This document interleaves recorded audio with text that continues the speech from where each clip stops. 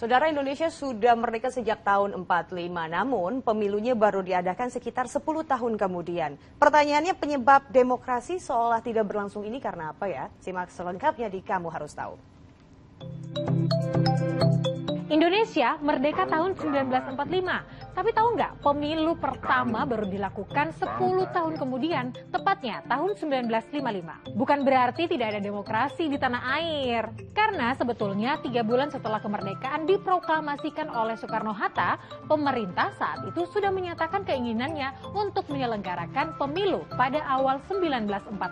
Hal ini tercantum dalam Maklumat 10 atau Maklumat Wakil Presiden Muhammad Hatta tanggal 3 November 1945. Isinya anjuran tentang pembentukan partai-partai politik. Maklumat tersebut menyebutkan pemilu untuk memilih anggota DPR dan MPR akan diselenggarakan bulan Januari 1946.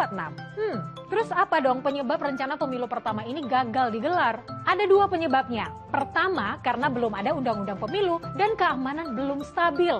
Ditambah lagi adanya serangan militer Belanda. Pada kepemimpinan Soekarno, mulai dari kabinet Muhammad Natsir sampai ke Sukiman Wiryo Sanjoyo, masih gagal menyusun undang-undang pemilu. Undang-undang pemilu baru selesai dibahas oleh parlemen pada masa pemerintahan Wilopo dari PNI tahun 1953. Baru lahirlah Undang-Undang Nomor 7 tahun 1953 tentang pemilu yang menjadi payung hukum pemilu 1955. Pemilu pertama tahun 1955 berhasil diselenggarakan dengan aman, lancar, jujur, dan demokratis. Pemilu perdana ini bahkan mendapat pujian dari berbagai pihak loh, termasuk dari negara-negara asing. Ada lebih dari 30-an partai politik dan 100-an calon perorangan. Dan ini partai pemenang pemilu tahun 1955. Untuk pemilihan anggota DPR dan anggota Dewan Konstituante, PNI meraih suara terbanyak. Diikuti Masyumi di urutan kedua. Sayang sekali, 5 tahun berikutnya, 1960, pemilu nggak diselenggarakan lagi.